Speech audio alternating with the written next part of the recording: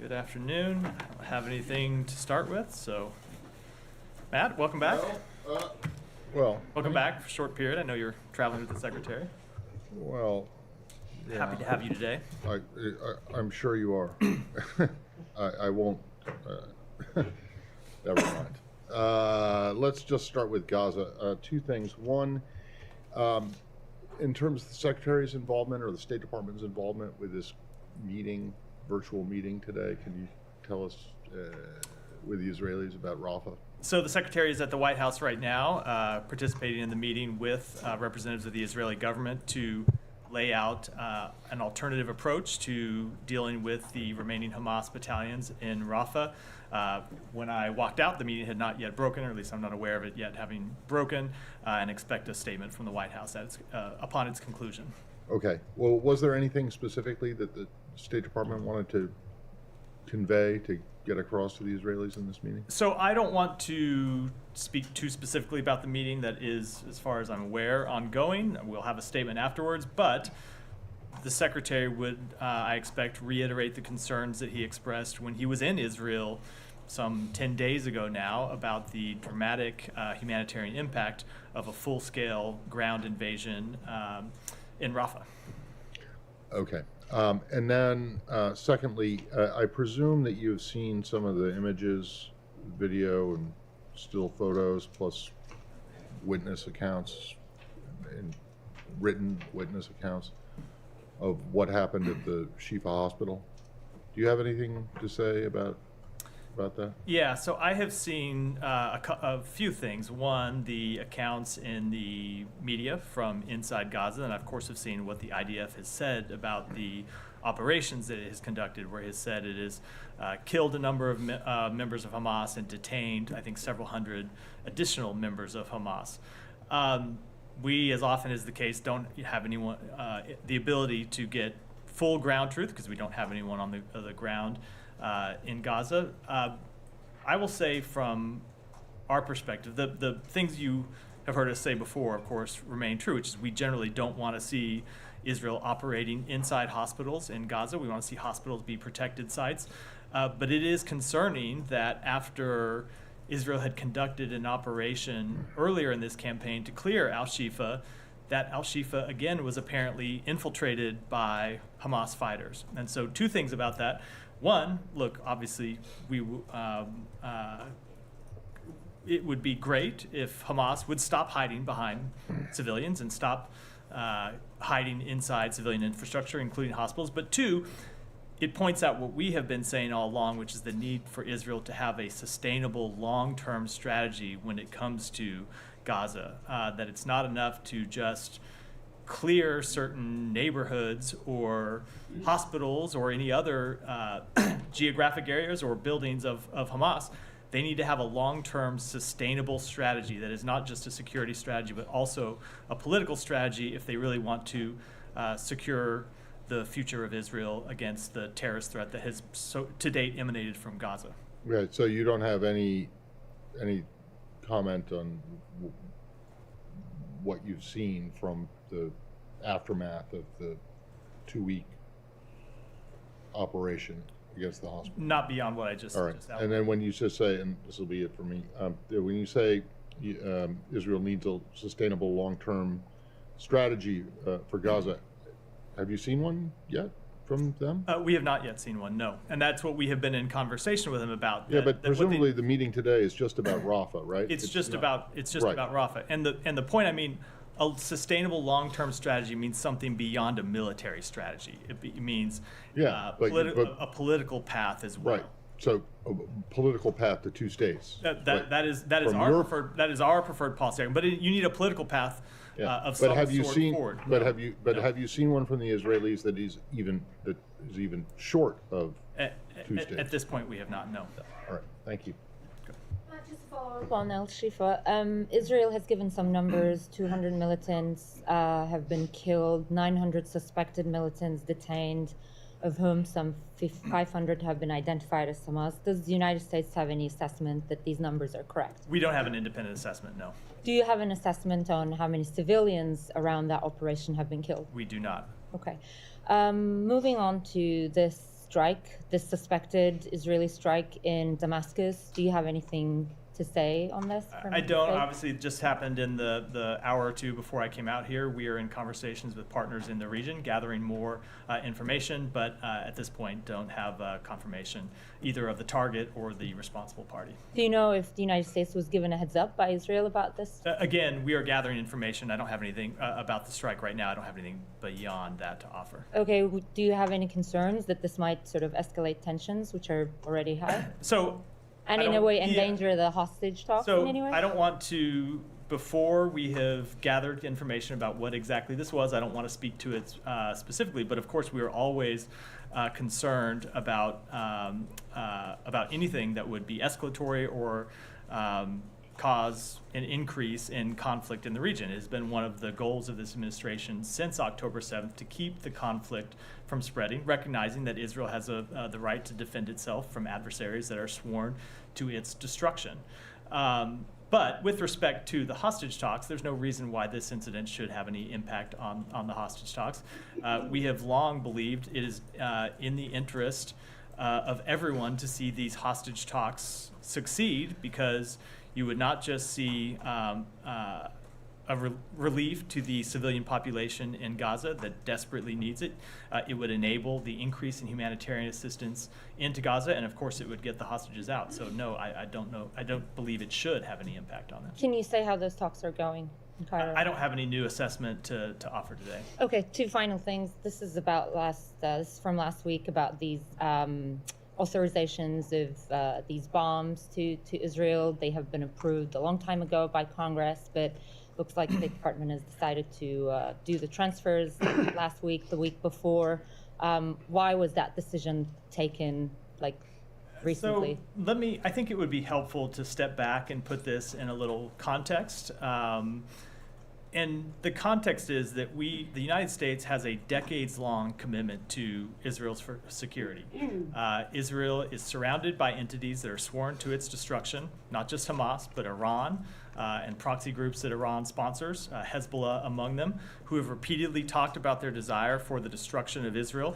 We believe Israel has every right to defend itself against those opponents, and we, to that end, have a long-standing security relationship with them where we provide them more than $3 billion annually in security assistance. Now, the way that works, and I know you preface this in your question, but just for the benefit of everyone else, the way that works is we provide them with $3.3 billion a year in security assistance. They don't always draw all of that down in any given year, but they come to the United States, request certain defense articles. We make assessments about whether those are appropriate or not. We notify them to Congress in the regular course of business. And oftentimes what happens, let's say, just as an example, this is a fictional example, let's say they requested 100 planes. We make a decision, we notify Congress. That doesn't mean that they take 100 planes tomorrow once that notification has been given and once the approval has been given. They draw those down over time, and sometimes it takes years to fulfill those requests. And so those are the types of things that I see you wanting to go. Bear with me. I know this is long, and then you'll have the opportunity for follow-up. Those are the types of things that often take years to fulfill. And they were happening before October 7th, and they have continued after October 7th. So what these are about, in many cases, are about self-defense, but also deterrence and replenishment. And so we make these in the regular course of business. And what I can tell you about them is that we follow the same procedures with respect to everyone that we do for every other country in the world, which is that we notify Congress. And in fact, since October 7th, we have gone above and beyond to notify Congress about these transfers. There is a statutory threshold where we are required to notify them of transfers. We have been regularly briefing the committees to make them aware of every transfer that we are making. So I'm going to have to combine my questions now that you've taken up so much time with that answer. I understand. I would apologize, but I don't think you'd believe it. I'm just joking. Of course, take your time. I understand the fulfillment can take years, but are you basically saying that the authorization of the transfer coming in these recent weeks was a coincidence? I'm not saying it's a coincidence that Israel has been engaged in a military conflict. And of course, when you are engaged in a military conflict, you deplete your military stocks. So there was a request in recent weeks for the additional fulfillment of these particular I'm not going to get, weapons. as is always the case, I'm not getting into the timings of exact requests from Okay, here. my I'll be quick. But this is a process that we keep Congress fully apprised of, our relevant committees. But when you see these types of requests and when they get publicly reported, you have to remember that Israel is in an armed conflict and is expending a great deal of defense material, and some of that needs to be replenished for Israel's long-term security. Right. And my final thing on this is, like, Secretary and a lot of senior officials from this administration basically said far too many Palestinians have been killed. But when you go and and we know that the administration's policy hasn't changed, it is not conditioning weapons to Israel, but when you go and make such an authorization of the transfer in recent weeks, even if the actual weapons transfer has been approved years ago, don't you think that is going to damage the weight of your word, your credibility, and basically your sincerity in saying that far too many Palestinians have been killed? I do not agree with that at all. We have been very clear that we want to see Israel do everything it can to minimize civilian casualties. We have made clear that they need to do that they need to operate at all times in full compliance with international humanitarian law. At the same time, we are committed to Israel's right to self-defense, and this is a long-term commitment the United States has made, that it made before October 7th, and that continues it continues since October 7th. So obviously, the fight in Gaza is connected to Israel's long-term security in very substantial ways. I got into some of that with response to Matt's question. But Israel still faces, in addition to the security challenge posed in Gaza, it still faces an Iran that is hostile to Israel. It still faces Hezbollah on its northern border that is hostile to Israel and says it is committed to the destruction of Israel. And so we are going to continue to support Israel's ability to defend itself against those sworn enemies that want to see it end as a modern state or a state at all. Just to follow up, a 2,000-pound bomb is self-defense, in your opinion? So they need to have the ability to defend themselves against a very well-armed adversary. Like I said, Iran, Hezbollah, which has thousands and thousands of fighters and quite sophisticated material and quite sophisticated weaponry, as we've seen them deploy, against Israel in the last few days. So yes, they do need the modern military equipment to defend themselves against those adversaries. In Gaza before, in the beginning in Gaza. And we have made clear to them that whatever weapon they use in Gaza, be it a bomb, be it a tank round, be it anything, that we expect them to use those weapons in full compliance with international humanitarian law. And we have had very frank conversations with them about the fact that far too many civilians have died through their operations, and that they need to do better in taking into account the need to minimize civilian harm, and we'll continue to do that. On that point, took the requests were done years ago, what have you, but this time around you're suspiciously very careful not to publicize it. Usually you do the notifications to Congress, you do a statement, what have you. This time, I understand you didn't need to do it because it was passed. But I just say we did notify Congress. I know. We followed. You didn't publicize it. So it is usually not. You do on arms sales and all that. You publicize it. So that's not true with respect to most arms sales around the world. I know people have gotten used to the tempo of arms sales with respect to Ukraine, but that is a very different situation than our arms sales to Israel or any other country with which we have a security relationship, because we stood it up from nowhere right before an active war, where most of our security relationships, we don't publicize our ongoing sales. What we do is we notify Congress about those sales, and we have done that with respect to these sales to Israel, as we do with respect to sales anywhere in the world. Okay. Just a last question back on Damas. I understand it's a bit early, but obviously you don't deny there was a strike by Israel on the consulate in the annex in the embassy of Iran in Damas. So we've seen the strike, but again, I want to let the consultations that we have ongoing with partners in the region take place before I comment any further. But it's definitely escalatory. That's not what I said either. I said no. I'm saying that. You're saying that great.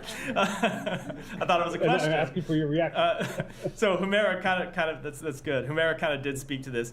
I'm not going to comment with respect to this particular strike because again, we just need to know more information about it before we do, and that includes drawing any conclusions from it. As a general principle, of course, we were worried about escalation. We were worried about anything that would cause the conflict to expand or widen in any way. I have one on Havana, a couple, unless Oh, you want more let about me that. come back. Let me come back to you so the room doesn't go into an uproar. Saeed, go ahead. I will definitely Thank come you. back. Thank you, Matt. Now, you said that Hamas returned to Shifa hospital. There were some 800 fighters and so on and all these things. Now, is that you are citing the Israeli narrative, or you have your own independent information? We don't have our own independent assessment, but you have seen Israel produce the names, Right. and photographs of known Hamas fighters Right. who it has killed or How, captured. how many? I mean, they showed names and Hamas fighters I in the have- Shifa hospital. I have seen the information they have publicly released. Right, I know you get. Let me just. no, finish. I'm No, with no, you. let me- I'm not just- interrupting. I'm trying to understand what Good. you're saying. So we have seen them release. I don't think there's anyone who has cause to dispute that. Yes, they have. There were Hamas fighters hiding in Al Shifa Hospital again, not for the first time. Okay, so you are certain that the reason that Israel went into a Shifa hospital one more time is because Hamas fighters were there, and not hundreds of civilians that have taken refuge there. So I think it is certainly a fair conclusion, Right. given what has been their goal since Right. the outset of this campaign, to take the fight to Hamas. That is exactly what they were doing. And you yes. believe that Israel has achieved that goal now by eliminating Hamas, or are we likely to see them go back to a Shifa hospital again? So that is, I answered that question somewhat in response to Matt. I think Right. there is a concern that you saw Hamas back inside hospitals. Right. I don't know why I don't hear more people calling on Hamas to stop going into hospitals. You shouldn't have to clear Hamas from a hospital once, let alone twice. Right. But yes, we do have the concern that Hamas has been able to reestablish itself in a hospital that Israel had already cleared, and that points to an ongoing challenge for Israel in the way it conducts its operations. Right. Yeah, just bear with me. A couple more questions. But why do you think, in your opinion, what value is there strategically for Israel to burn all the building, destroy all the equipment, destroy every last X-ray machine and everything in the hospital, and not keep it? If their fight is with the fighters, why must you destroy as they left? There was no fighting when they left, just to burn the buildings and burn the things and destroy everything. So let me just say, Why is that okay? Let me just say this gets into where I'm often asked to comment on questions where there are conflicting accounts. Right. And Israel has said that is not what they did, and we don't Right. have ground truth Okay. on that question. Israel has said what they tried to do is protect patients and not operate in places when there are patients, to evacuate people from the hospital, and only operate in a way that would impact the Hamas fighters that were there. Obviously, it's an incredibly difficult situation. There shouldn't be terrorists in a hospital at all. And so it's incredibly difficult to operate there and achieve a legitimate counterterrorism goal in a way that minimizes harm to patients, which goes back to my first point, which is Hamas shouldn't be in a hospital at all. Okay. Well, Hamas shouldn't be, as far as Israel and the United States is concerned, should not be there, period. But I would think, Saeed, everyone could conclude, I would think, including you, I would think everyone could conclude that Hamas should not be inside a Well, hospital. I don't think, I hope anyway that that's not a controversial opinion. well, okay, but that's a different issue altogether. Now, Not really. Okay, Not really, no, well, it's kind of the core of what we're talking Well, about. Okay. Let me ask you something. You talked about the 2,000-pound bombs and so on. You think that it is really wise to send it at this time? When this far in this battle, or this war, it has only been used in Gaza. I mean, I know you say that Israel is surrounded by, people that wish it well and so on. But in fact, it's surrounded by Egypt with very good relations with Israel, surrounded by Jordan with good relations with Israel, surrounded by Syria that is obviously embroiled in its own civil war and can't even defend itself against attacks as we have seen today. So quite the contrary, Israel is surrounding Hamas, and it's using these weapons to do that. And in fact, I mean, the F-35, to the best of my knowledge, I could be wrong, has only been used in combat against the people of Gaza. So how could you justify sending all these weapons when you have the most hapless people probably on earth, destroyed, moving from one place to another, and so on, and you send these weapons to sort of just finish the job or continue the job? I don't know. So- what logic is there in sending those weapons? So the logic is exactly what I outlined a moment ago. Despite the fact that Israel has diplomatic relations with Egypt and Jordan, it does not change the fact that Hezbollah is parked on its northern border and is sworn to the destruction of Israel. It does not change the fact that Iran, not right on its border, but well within striking distance, is committed to the destruction of Israel and continues to fund proxies committed to the destruction of Israel. So yes, Israel faces incredibly serious threats, not just from Hamas, although Hamas is clearly one, as we saw on October 7th, but from other adversaries that it needs our assistance to continue to defend itself against. Lastly, please, just one last one, if I may.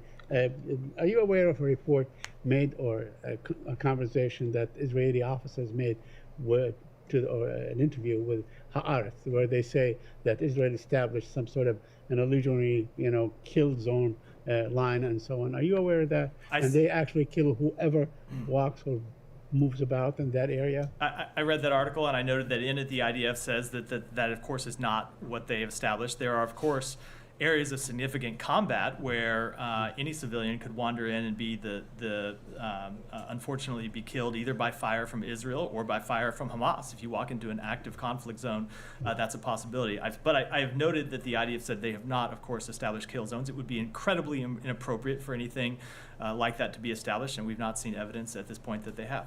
Go ahead, I'll come to you next.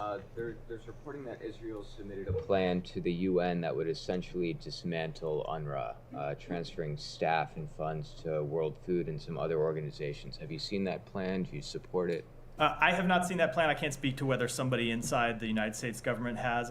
We continue to support the work that UNRWA does, both in Gaza and in the broader region. We think that they play a critical role in delivering humanitarian assistance to people who need it. Now, the United States cannot fund UNRWA by statute now, given the recent action by Congress, so we are exploring ways that we can direct the humanitarian assistance. We are committed to providing the Palestinian people through other organizations, and we look forward to identifying ways to do that and continuing to support humanitarian assistance to Palestinian civilians.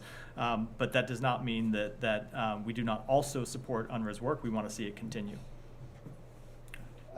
Matt, today the Knesset passed a law 70-10, voting to pave the way for the closure of all Al Jazeera offices inside Israel. I'm just wondering if you have a comment on that. So we support the independent free press anywhere in the world, and we think the work that the independent free press does is important everywhere in the world. And much of what we know about what has happened in Gaza is because of reporters who are there doing their jobs, including reporters from Al Jazeera. I'll say, just with respect to Al Jazeera, obviously, I think it's well known that we've not always agreed with all of Al Jazeera's coverage, but it's a media organization that we engage with. I've done interviews with Al Jazeera. Other people from the department have done interviews with Al Jazeera. So what we will continue to make clear is that we support the work that the Free Press does. Our assessment with that passage of this law and previous incidents to our crew in Gaza, that this enhanced our suspicion from the beginning that our crews were actually targeted, not by mistake or by. Does this trouble you that a media organization just becomes the target of the Israel and become part of the targets in this war? So with respect to targeting, I mean targeting in a sense, not through a law passed by the Knesset, but I think with respect to potential military targeting, Israel has said very clearly that that's not what they have done. Obviously, that would be incredibly inappropriate. You've heard the Secretary speak to this, that it is tragic how many journalists have lost their life in this war, because as I just spoke to a minute ago, they put their own lives at risk in bringing us information about what's happening inside Gaza, and it's important that we continue to get that information. And so we support the work that journalists do in Gaza. We support the work that they do around the world. Tom, go ahead. just to go back to the meeting between US and Israeli officials, why is this happening virtually? I will leave it to the White House, which is the primary. White House took the lead in organizing this meeting, so I'll leave it to them. But I mean, there's an important diplomatic element because we know, I mean, Benjamin Netanyahu said in press conference yesterday that he pulled the delegation traveling to send a message because of the UN Security Council vote. So it will worry people that on such an important issue, and it's not a long flight from Tel Aviv, that this meeting is not happening in person. I mean, what does that say about your ability to persuade the Israelis on the issue of an invasion of Rafah when you haven't been able to persuade them even to fly to Washington? So I'm in a little bit of a box here because I can't talk about the outcome of the meeting because it's still, maybe it's broken now since I've been at the podium. We will have more to say about the meeting later today, but I'll just say I would not expect this to be our final engagement on this issue. Do you think you can persuade them? I mean, so far this doesn't feel like, you know, a huge success of your argument because you've been saying for weeks you don't support a ground invasion of Rafah. The Israeli Prime Minister has been saying for weeks they will go in. So we will continue to make what we believe is the best case to Israel about actions that it should take in Rafah that won't just minimize civilian harm and prevent an unnecessary loss of life in a place where you have somewhere around 1.4 million civilians living today, but also would be in Israel's long-term security interests. And I think that's an important point, that we don't, the case that we are making to Rafah is not just about the interests of the Palestinian people, it's also about Israel's long-term security interests. And you heard the Secretary speak to this some in Tel Aviv, and I know you were there, about the toll that this campaign has taken on Israel's standing in the world and its ability to influence countries around the world. And we think that a full-scale invasion of Rafah would only further that impact to Israel's standing. So we're going to make that case to them. Ultimately, they're a sovereign country and will make their own decisions. But we're going to make we will lay out to them the way we see it. I just follow up on that. Yeah, go ahead. And will this conversation also make clear what the U.S. will do if they go ahead with a full-scale invasion in response, or is this just laying out alternatives?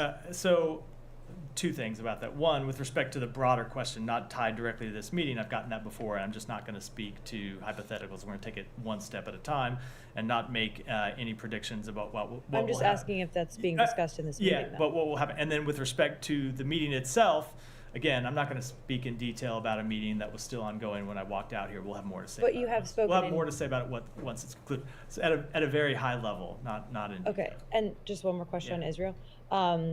I understand the regular course of business when it comes to arms sales, of course, Israel, any other country. But I'm just trying to understand if you're saying that, you know, these weapons were promised, they were approved, the process went through, and now they're going forward. Is that regular process being examined at all, given what's going on in the Israel-Hamas war, or not at all? So that process is a process that applies not just to Israel, but to every country that with whom we have a security relationship. So it is one that is long-standing. And again, there are dozens, if not hundreds, of open orders for Israel that go back years, under which they receive defense articles from the United States. So no, it is not a new process, and it's not one just with respect to Israel. And no, we're not re-examining the entire process, but obviously we always look at requests that come from any country in light of their current needs and in light of our ability to supply them. But again, I think it's important to remember that these are requests that were made and approved in many cases years ago. Not just months ago, not just before October 7th, but years ago, and were approved years ago. So all of those orders that have been approved will go forward? So I can't say all of them will go forward because Israel may come back and not want some of them. You talk about orders if that are Israel wants them, they'll go forward. That years old. I cannot speak with respect to every request. And as I said, there are dozens of open requests that date back years, but when a country comes and makes a request, and the United States does its due diligence and goes through the formal process of notifying Congress, and then delivers those arms to a country. If a country has ordered, like I said, 100 planes and they've taken 20, they still have the ability to come back and ask for the other 80 with which we've committed to provide them. On Anything Israel? else on Israel? Before On I go? Israel? Let me go ahead, Geeta, and then I'll come to Humera next. Thank you. You referenced Iran a couple of times just in the past 10, 15 minutes. It seems like their proxy groups in Iraq have conducted an attack against Iliad in Israel. So despite everything that the U.S. is trying to do to contain the war to just the Gaza Strip, Iran is doing the opposite. Now, what options could there be besides, diplomatic options that are really not going anywhere? So 2 things on that. One, we have, or I should say one, I think it reinforces the point I was just making about the Iranian-supported proxy groups who are committed to the destruction of Israel, not just Hezbollah, not just Hamas, but proxy groups that exist in Iraq and did attempt to launch an attack against Israel over the weekend. But 2, we will continue to make clear to those groups and to Iran that it is not in their interest to take strikes against Israel. It is not in the interest to take strikes against the United States, as we have done for some time. How much confidence do you have in the Iraqi government to contain them? Because the foreign minister was here, the prime minister is supposed to be coming, and the government hasn't really been able to deliver. So I would say that is an ongoing conversation we have with our Iraqi counterparts about the need to take action against proxy groups that launch attacks from within inside Iraq. You have seen, obviously, a dramatic decrease in the number of those attacks over the past month or 6 weeks, but it is something that we continue to engage with the Iraqi government about. Can I ask Any you a more question on about Iran? Humera, and then we'll come. Just one thing, in your answer, Matt, to me and a few others on the weapons thing, you mentioned, the threat from Hezbollah, like on Israel and all that. So were you trying to suggest that, in the course of this latest authorization for the transfer, did you get any assurances from Israel that it's not going to use these, like in its offensive in Gaza, but it's only going to use these against Hezbollah? So, no, that's not what I said at all. I think you're reading quite a bit into. Okay, no, I just want to check that. I'm reading quite a bit into my answer, but again, the recent authorizations that you're talking about were in many cases made years ago. Right. Right, years ago, before October 7th. Yes, but just to be sure, there has been no assurances. The United States has not sought any assurances from Israel just in the wake of this or just before this transfer. Like, you can use it in this place and you can't use it in that place. So There's been no such conversation. I am not going to get into the private conversations we have with Can any you even country, do that legally? any country in the world, but that is not to read into that. You should not read into that we are imposing some kind of conditions. What we expect with respect to the defense articles that we supply to Israel and other countries are that they operate in compliance with international humanitarian law. Now, with respect to a campaign against Hezbollah or a potential campaign against Hezbollah, we want to see that issue resolved diplomatically. We want to see Israeli citizens able to return to their homes in northern Israel. We want to see Lebanese civilians able to return to their home in southern Lebanon, but that's a path we're pursuing diplomatically. And just by law, you had the authority not to make the transfer, right? Like, even if Congress had approved this years ago, even if the fulfillment takes years, the United States government certainly has the authority not to fulfill it today. Whether we have the authority or not is one question. There are always ramifications. If you have committed to supply a country with something and you don't, this gets very technical. No, I'm just wondering if you had the option. But again, we are committed to the defense of Israel. Yeah. I know people want me to say some kind of different answer, but we are committed to Israel's long-term security.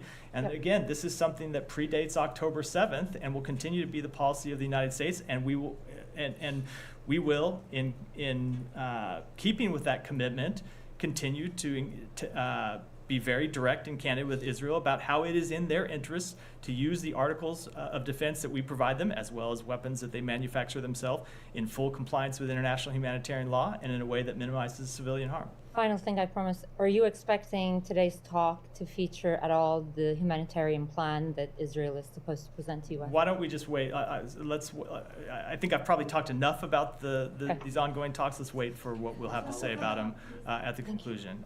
Go ahead. Yeah. Lebanon, you've been saying you are trying to resolve the issue on the northern borders diplomatically. You've been successful so far, but are you concerned that now it's been escalating for the last 2 weeks? Is the risk higher now? I don't want to assess a relative level of risk. Our concern about escalation is high. It has been high since October 7th.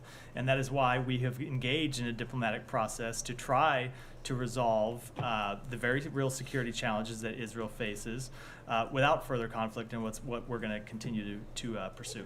One more question. During the secretary visit to the region, can you confirm the reports that the Arab ministers gave him an Arab proposal on the day after and on the establishment of a Palestinian state within 3 years? So I'm not going to confirm that report, but the path forward for Gaza and the West Bank and the Palestinian people is something that we have been engaged with partners in the region. As you may recall, when the Secretary traveled, I should back up, it's really been something that we have been engaged with partners since the immediate aftermath of October 7th, but it's a process that intensified when he traveled to the region in early January and started direct coordination with Arab partners about how to rebuild Gaza, establish security inside Gaza, and ultimately provide a political path forward for the Palestinian people. And that's something that we continue to engage with our Arab partners about. But I don't want to get into specifics of those conversations. Thank you. All right, get one more, and then I'll take some others. Go ahead. Thank you. One question on the election. As you know, that this election has been scheduled for June 10th, and it's supposed to be further delayed. Especially the KDP, the ruling party, is refusing to participate in that election. In the past few days, the U.S. ambassador met the KDP leader twice. So, do you have any concern that the KRI election will not happen in the scheduled time? And then, how are you going to encourage the KDP and other political parties to overcome the disputes and having election either on June 10th or any other day this year? So we understand the IKR president and various Iraqi authorities and political parties are actively considering next steps. We encourage efforts to schedule free, fair, and credible elections in the IKR. And I realize I forgot to come back to you about, we could do. It seems like we could do the whole briefing on it. So we'll move on for now and then come back if there's more time. Go ahead. I promise. Per the CBS 60 Minutes reporting that aired on Sunday, a first incident of Havana syndrome took place in Frankfurt with an employee of the U.S. consulate. This happened 2 years before the already known cases that occurred in Havana in 2016. Can you confirm there was an incident in 2014, at least one incident in Frankfurt, that led to apparent Havana syndrome symptoms? So we have made it a practice to not confirm or comment on specific reports in this regard. What I will say is what we have done for affected employees, and that is we have implemented the Havana Act passed by Congress that has allowed us to provide additional support to those affected employees, including reimbursement for medical care, including free care at military hospitals and other military treatment facilities. Includes help with their careers if they've been affected by, say, a prolonged absence from work. The safety and security of our personnel remains the top priority of the Secretary, and we are doing everything possible to help those affected. A couple more on Havana still. Does the State Department's Bureau of Intelligence and Research have confidence that in the U.S. intelligence community's assessment that it is unlikely that a foreign adversary is causing Havana syndrome? So we do. It has been the broad conclusion of the intelligence community since March 2023 that it's unlikely a foreign adversary is responsible for these anomalous health incidents. It's something that the intelligence community has investigated extensively and continues to look at. We will look at the new information as it comes in and make assessments inside the State Department and with our intelligence community. But you can't confirm whether INR agrees with that in this building? No, I said we do. They do share that. You do? Okay. Share that assessment. And I don't know if you've seen the report the ad on Sunday, but will any State Department employees who believe they are victims of Havana face consequences for publicly questioning the intel community's assessment? No, of course not. Okay. Janie, go ahead. Thanks, Matt. And let me just come back and say, of course not, and in no case would we in any way hold employees. Accountable is not even the right word. In no case would we discipline employees for speaking their mind. They have the ability to do that. We encourage it, but that doesn't change our assessment. And I should say the intelligence community's broad assessment that a foreign adversary is unlikely to be responsible for these incidents. Go ahead. Thank you, Matt. Russia and North Korea and China. Russia opposes extending the term of UN Security Council's panel of experts on sanctions against North Korea. How concerned is the United States about this? Incredibly concerned. I spoke to this in detail last week. It's unfortunate that Russia and China decided to exercise their veto. This is a panel that whose work has previously been extended unanimously, and I think it's clear what happened here is that Russia made a bargain with the DPRK in return for the DPRK arming it in its war against Ukraine, and now we're seeing Russia deliver on its end of the bargain. So how will violations of North Korea's nuclear and missile tests be sanctioned in the future? So we still have a full range of sanctions on North Korea, and we will continue to enforce those. On China, President Xi Jinping and Russian President Putin will hold a summit meeting in China next month. What do you think about the solidarity between Russia and China? So we have made clear that we have concerns with the, I think, full-scale partnership. I'm going to get the words exactly wrong, that we have seen between Russia and China. We have made very clear that we don't want to see China do anything to help support Russia's aggression in Ukraine, and we will continue to make that clear. Thank you. Alex, go ahead. Thank you, Matt. Two separate topics. Let me start with the latest extension. RFE reporter also Kumash pre-trial detention today. What was your reaction to the court decision? And with the American embassy officials being present for the first time, what can you tell us about her condition? So we are deeply concerned about her detention in Russia. We condemn in the strongest possible terms the Kremlin's continued attempts to intimidate, repress, and punish journalists and civil society voices.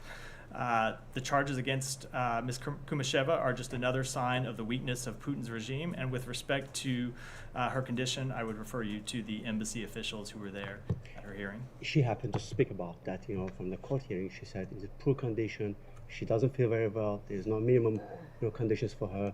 I know you're in the middle of fact gathering when it comes to designating her arrest as wrongful. But how much of what we have heard publicly from her today will help you expedite the process? So we look at a broad range of information when it comes to making those determinations. Some of that information is public, some of it is not public. Some of it is information that's available to the United States government, and we'll continue to collect information in this case as we do in all potential wrongful determinations. Thank you. I'll move on to Armenia, Azerbaijan. Yeah. Over the weekend, we saw the Azeri side was trying to push a narrative that the Armenian side was trying to escalate, and something that EU monitoring mission didn't confirm. How much do you know what's going on, and how concerned are you about potential escalation, and what kind of reaction will that invite if that happens? Presumably this week, they say. So we saw the statement from the government of Azerbaijan over the weekend. I would note that the EU monitoring mission said yesterday that the Armenia-Azerbaijan border was calm and quiet, with no unusual military troop or artillery movements, despite those statements. We caution and will continue to caution against escalating rhetoric or hostilities along the border. We continue to encourage the creation of conditions for a just and dignified peace in the region where the rights of all are respected. And as you've heard me say from this podium many times, the only way to ensure a sustainable peace is at the negotiating table. I know the Secretary has an engagement this week with the Armenian side. Is there anything you're going to do in terms of reaching out to Azeris to prevent the escalation?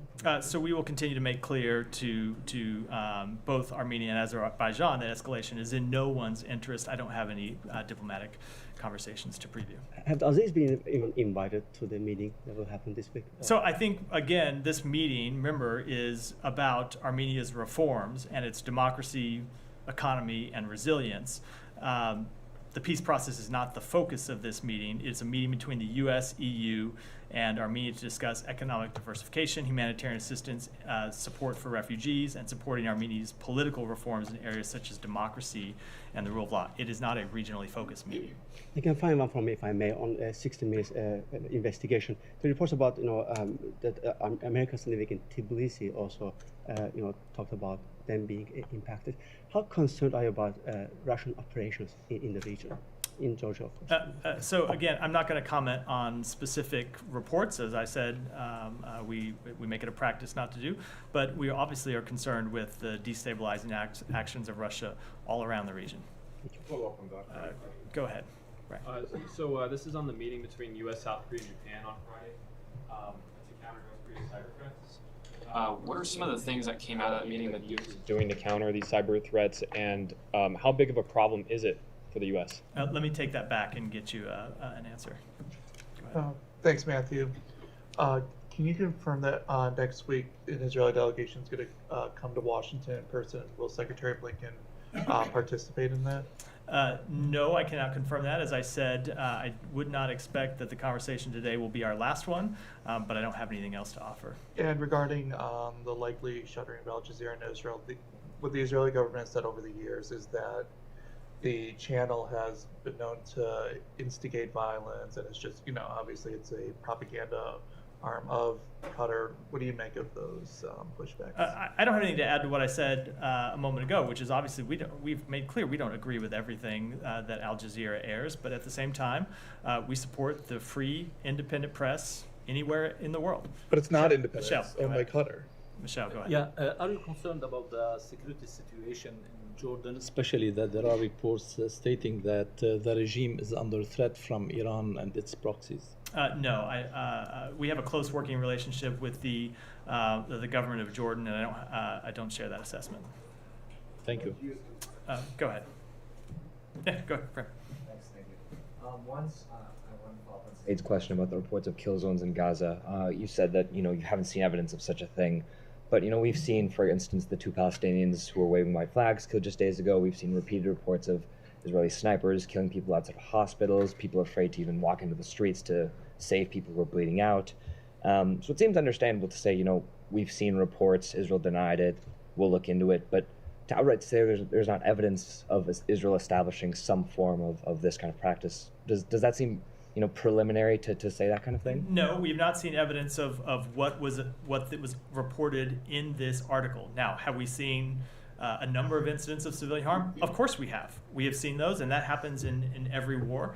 And I can tell you what we have said before, which is we take those incredibly seriously. We have engaged with the government of Israel to make clear that those accounts need to be investigated, and if soldiers are found to have operated in violation of either the IDF Code of Conduct or international humanitarian law, they need to be disciplined. Okay, and then on Al-Shifa Hospital, I know you've talked at some length about it, but I'm just wondering, we've gone from months ago, the idea of Israeli forces targeting hospitals to being, outlandish, to now they've done this attack on Al-Shifa, and statedly and ostensibly they say that, they've killed Hamas terrorists. Nevertheless, we've seen reports of kids, women found gruesomely killed, executed, reportedly even a surgeon who was there for 172 days, treating patients killed.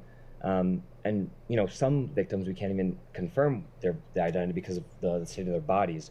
So I'm wondering, given this attack, given the evident lack of care for civilians, given that we can't get an update on investigations into, for instance, the now 2-month killing of Hind, the medic sent to save her, how can the U.S. approve, any action into Rafah, a slice of land where, 1.1 million Palestinians are seeking refuge? If a targeted attack on a hospital looks like this, what would an attack in any form on Rafah look like? Again, do not believe that this attack was on the hospital.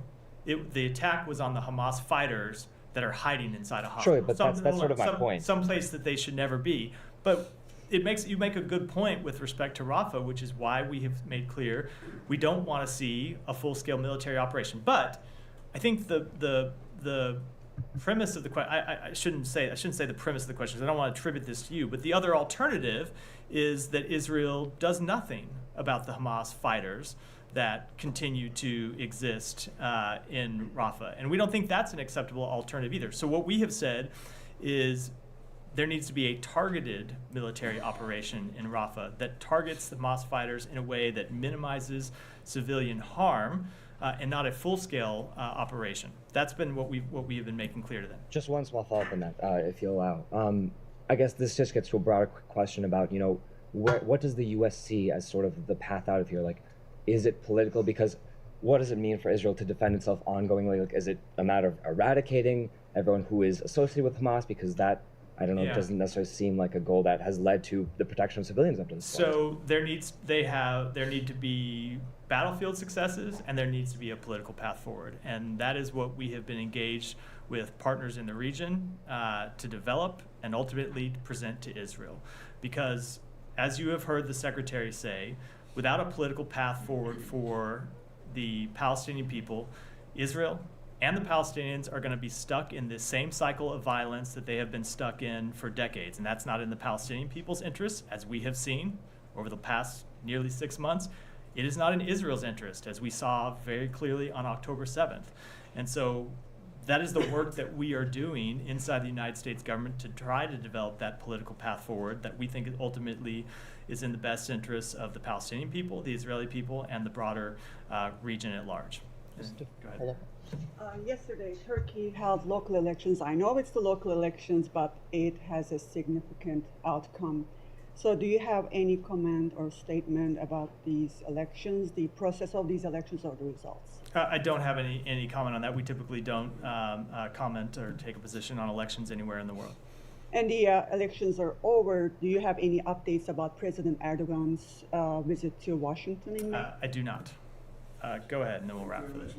Come to Gita. Good news about one of the U.S. detainee in Afghanistan, Mr. Ryan Conward. I spoke to the senior Taliban official. They said that he's in good health and he speaks to his family.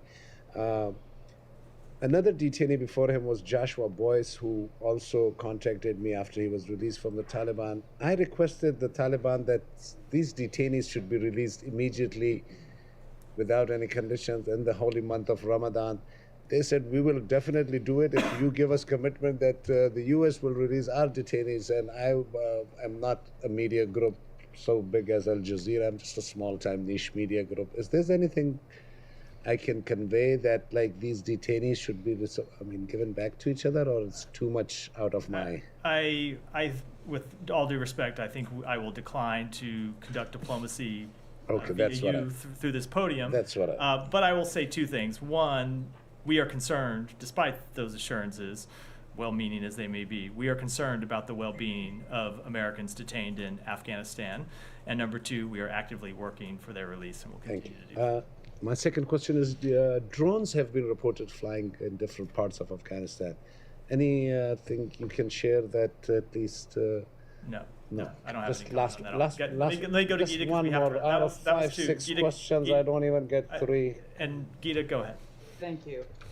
Human Rights Watch has issued a report on the situation of the Baha'is in Iran.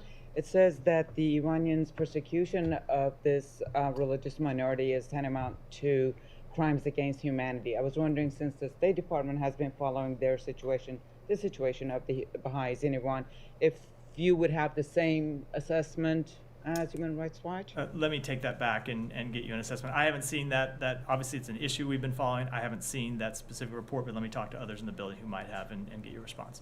With that, we'll wrap for today. Thanks, everyone.